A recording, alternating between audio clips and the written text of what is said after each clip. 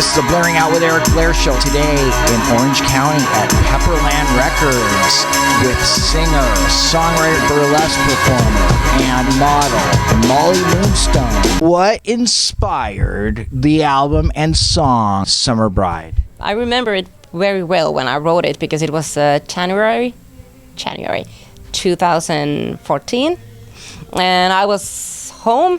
I was on a sick leave, and I had nothing to do. I was sitting on the couch. It was like very, very cold outside, and it was snowing like hell, you know.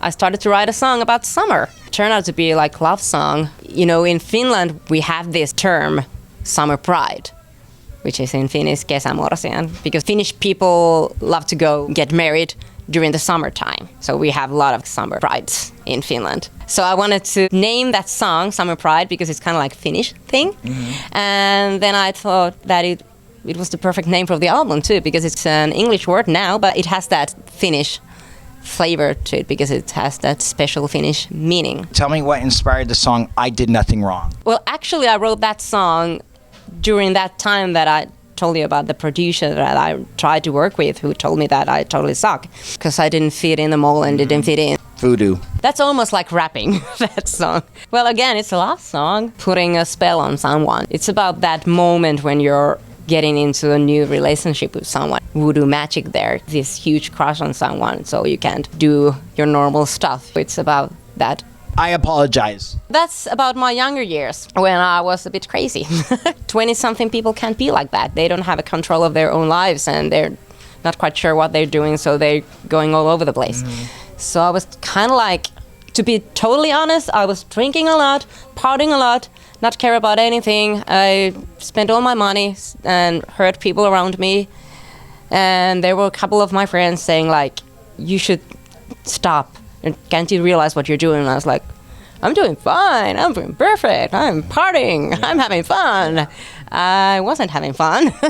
To be honest, looking back, no, that wasn't fun at all. So I apologize what I did back then because I hurt a lot of people. How did you wake up? Actually, there was a turning point when I turned to 30. I don't know why, but all of a sudden everything kind of changed. Like, you know, I'm 30.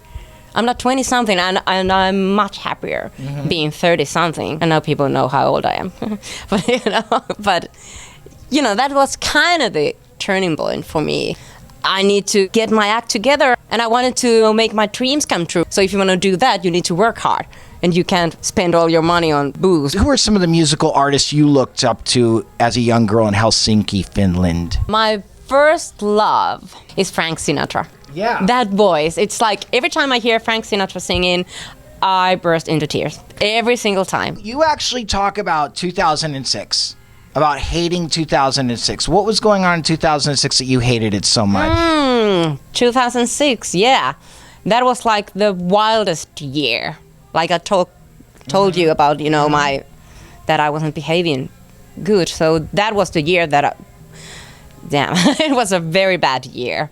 A lot of bad energy, a lot of bad things happened, and I was living in an apartment that I believed it was haunted because it has like super bad energy. I didn't sleep well there. I lived there 1 year, the whole 2006. My neighbors hated me, I hated my neighbors. If I look back to that year, I don't see sunlight. I don't remember any sunny day from that year. It's just black. The worst year ever. Do you believe that you wouldn't be the person you are today if you hadn't gone through those adversities and those hard times? Don't you feel that built you into the Molly Moonstone you are today? Definitely. Yeah. What are your makeup must-haves and name them? Creolan's red lipstick named Rockstar. Foundation. It's also Creolan and it's the shade Olive. Concealer. I don't use. Powder. Also Creolan. I use a lot of Creolan. Your eyeshadows. Either Creolan's, Sephora. How do you pronounce it? Sephora. Yeah. Sephora. And MAC. Where do you get your makeup brushes? Well, most of them are from Creolan. Well, they make a really powerful, strong, pigmented makeup. Yeah. And I need that on stage. Would you sell your soul to the devil to have fame, fortune, and the worship of this world? No.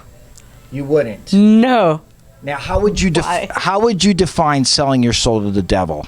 think if I would do things that I don't want to do just for, because I wanted to accomplish something like fame and fortune.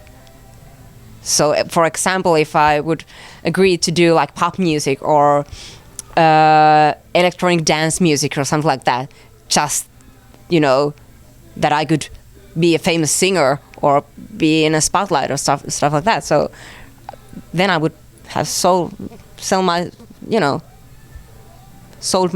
soul to save devil. Yeah. Satan, devil. Yeah. How important is fame to you, and could you live without it? I could live without it. You're sure? Yeah, but it's important in this work that I'm doing. If you want to have gigs and shows, you need to have audience. Because of course, if you can perform to an empty bar or empty club, and someone will still pay you, that's a good thing. But it doesn't go like that. You need the audience.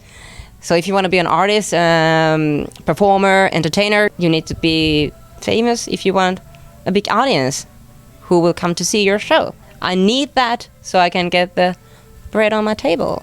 Yeah, it's touch and go, isn't it? Yeah. But I don't need to be like super famous, If you believed that there was a hell, would Hitler be rotting there? Yeah. Okay. He would. Okay. He would. All right. Okay, good. What brings you the most peace in your life? When I get to be alone, having my own space with my own thoughts. I have 2 cats and 1 dog. And I also feel very peaceful and happy every time I'm moving from a place to place. Like if I'm in a bus or something like that, that's very like peaceful place for me to be when I'm on a move. What advice would you give to somebody who is contemplating suicide? It's not worth it. Don't give up. Because actually during the year 2006 I was considering that because it was such a bad black year. But you should never give up. Never ever. There are always something. There are always someone who can help you. Always. So that's not the option. And if you feel like you can't talk, I think before you decide to kill yourself, you should at least try to talk to someone, So you want to tell people, hang on. Hang on, yeah. And if your last option is to speak to someone, you should at least try that. No matter how hard you might feel, but you should definitely try that. Have you ever been bullied? And if so, what advice would you give to others that are being bullied? Oh, yes, I've been bullied. Yeah, during my, junior high school years, stuff like that. I was bullied because of my weight and because the way I dressed and stuff like that. So, but I turned it out, kind of like if they were bullying me and saying like you look ugly and you're overrated and stuff like that. So that made me want to go on stage and be in a spotlight. And just like, okay, well, look at me. I am like this. So my advice is find something positive there. But do you really think that fame and fortune is really revenge? Because nobody ever gets revenge. No. Getting praise from other people doesn't necessarily satiate that feeling of, I've been bullied, so now I'll show you. I think that ultimately you need to come to terms with who you are. Yeah. Look, this is the way the industry is. You can be the biggest, famous, most worshipped person in the world for a month. And then guess what? Nobody cares about you anymore. What's going to happen then? Yeah. Then it's all... I know exactly what you're saying. So being famous isn't the answer. No, that's not the answer. But I think you should find the thing that you love. And basically you should find yourself and learn how to love yourself. Because if you're confident in your own skin and you love yourself, you know, it doesn't matter if someone is saying bad things to you or try to bully you. What or who is the greatest love of your life? Me. What is your greatest fear? Perhaps ending up being alone, I think. Although I love being alone, but being completely alone, that's kind of my greatest fear. What is your greatest extravagance? At this moment, it's